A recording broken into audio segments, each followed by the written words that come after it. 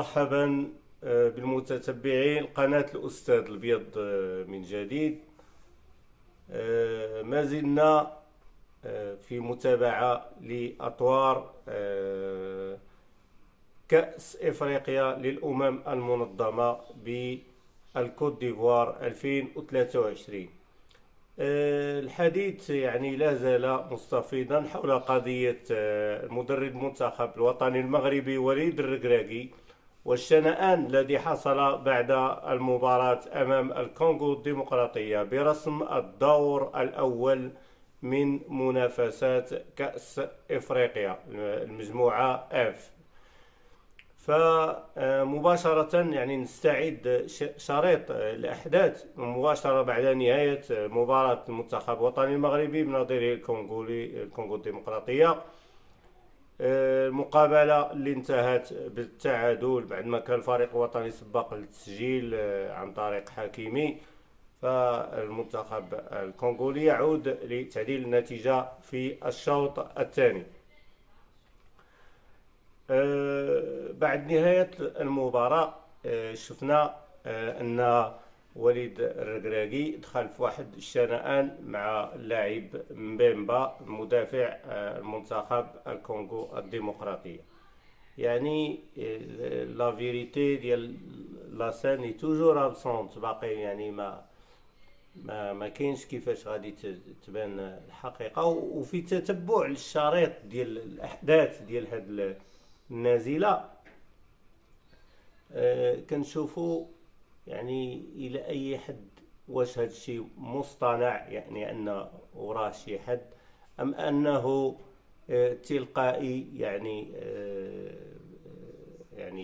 لم يكن مدبر. الاحداث هكذا تناسلت بسرعه وافرزت هذا الشنآن بين وليد الركراكي ومبيمبا. واش الحراره المفرطه اللي تلعبت فيها والاجواء المشحونه اللي تلعبت فيها المقابله، اسئله كثيره ربما سنجد اجابات شافيه في المستقبل القريب. بعد الاحداث الكونفدرالية أو الجامعة الكونغولية لجأت إلى الكاف، قدمت واحد الشكاية. وفي تصريح الرئيس الديليغاسيون كونغوليز صابين ماشيني اللي كيقول بأن بعد داك المصافحة ديك لومبغاساد بين وليد الركراكي ومبيمبا كان واحد العنف، ان وليد الركراكي امسك بقوه باليد ديال اللاعب مبيمبا، مما اثار رد فعل من هذا اللاعب. ما فهمتش النوايا لا ديال وليد الركراكي الا كان هذا الفعل صحيح ولا شنو بغى يقول هذا رئيس الجامعة الكونغولية. مبيمبا اللي وقع مع المشكل لاعب أولمبيك مارسيليا، هو زميل ديال أوناحي وأمين حارس في فريق أولمبيك مارسيليا الفرنسي. قدم واحد التصريح، من اللي تتقرأ هذاك التصريح وتتشوف المضامين ديالو تجده تصريحا فارغا. يذكرني بواحد القول ديال واحد الشاعر كيقول: إني لأفتح عيني حين أفتحها على كثير لكني لا أرى شيئا. جا كيقول أراه أنا تعرضت للعنف، أنا ظلمني هذاك المدرب، الهضرة الكلام اللي قال، وراه كل شيء مسجل، راه عندي لي فيديو، واخا هما قطعوا لي ما عرفتش اش من وقت هذا داروا لي فيديو قطعوا شكون هما ما فهمت. وانا رانا مؤمن والله سيكشف الحقائق لانني انا كنثق في الله. ده كلام لا يستقيم.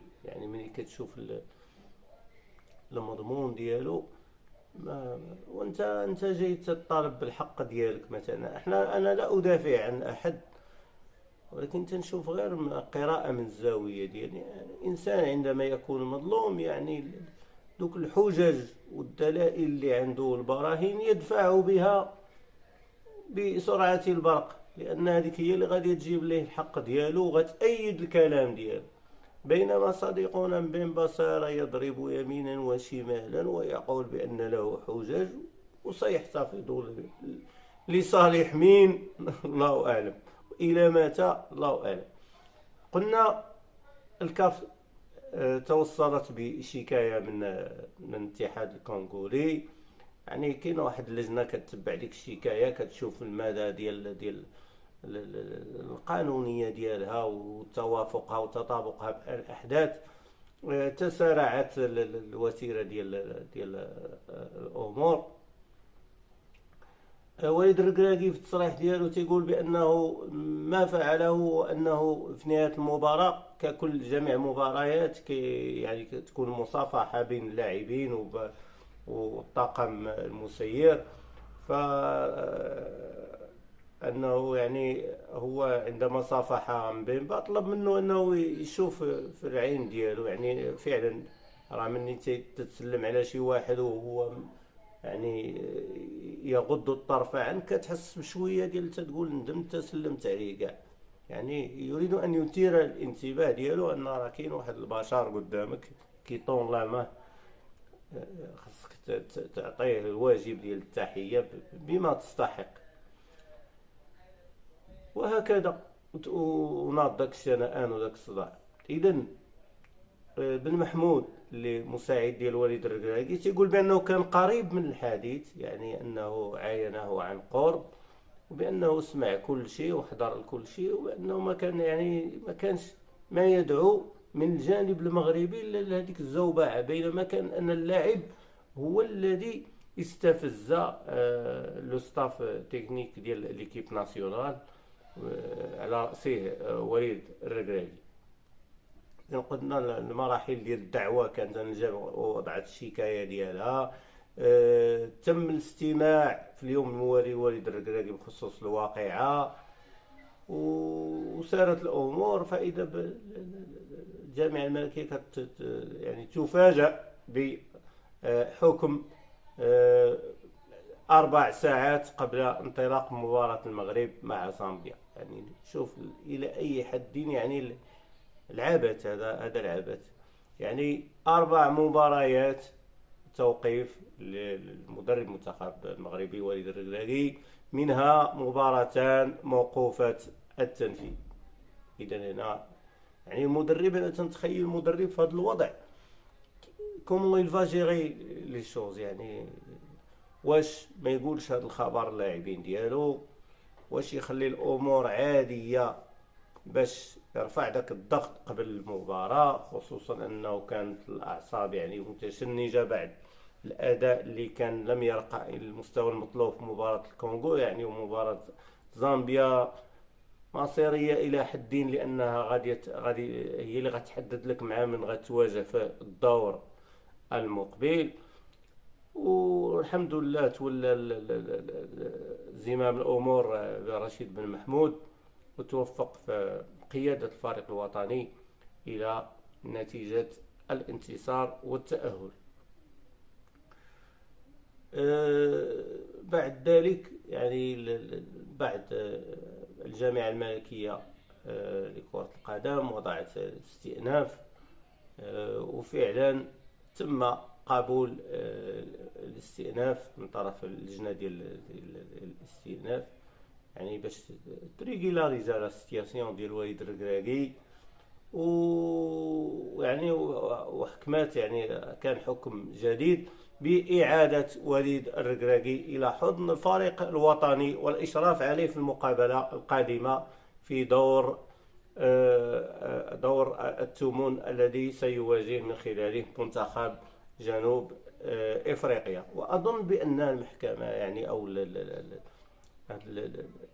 الشؤون القانونية ديال الكاف يعني اقتنعت بأن وليد الركراكي فعلا كان مظلوما، بأن ليست هناك أي قرائن تدينه، وبأن يعني المباراة التي حرم منها أمام زامبيا يعني حرم منها ظلما، وسيصبح يعني في نظري أنا هو أنه يجب أن يطالب بإدانة هذا الفعل ديال التوقيف ديالو، إدانة هذا اللاعب يعني اللي أثار هذه الزوبعة التي لا طائل من ورائها. إذا رسميا وليد الركراكي حاضر في المقابلة القادمة أمام جنوب إفريقيا. وهاد الزوبعة هذه يعني اللي أثار هاد مبيمبا لم يكن يعني لها طائل، وما كاينش يعني حتى لاحظنا ان وليد الركراكي تحدث كثيرا عن يعني لا كولور، يعني ان هذا الموضوع يعني ما تكلمش فيه اللاعب بتاتا، يعني ديال العنصريه. وهذا يعني هذه إدانة للاعب، لأنه يعني ما كاينش واحد الموضوع اللي غادي يشد فيه، يعني اللي غادي يقول بأن باش غادي يعايرك هذا المدرب هكا سلم عليك بالجهد ورك عليك عجين. اذا زوبعة يعني مجانيات ما خلى من طلب. ولاحظ هذه الصورة ان يعني كتبين ديك اللحمة ديال الفريق الوطني، يعني بان المشكل ديال واحد فيهم هو مشكل ديال الجميع. يعني تنشوفوا بونو، تنشوفوا هذا ريشاردسون، تنشوفوا امرابط، تنشوفوا سايس، يعني تيداخلوا على هاد مبيمبا. هو ما اللي قال قراطة ما جبتش امي، ما جبتش امي هي هاد. اذا نتمنى ان يكون يعني هذا الشنآن وهذا هاد النازله يعني التي فاجأت طاقم الفريق الوطني ان تستخلص منها الدروس للمواجهات القادمه والإحقاقات التي سيخوضها الفريق الوطني في مستقبل الأيام. شكرا على الدعم، شكرا على التعليقات، و نتمنى حظا سعيدا للفريق الوطني. إلى اللقاء.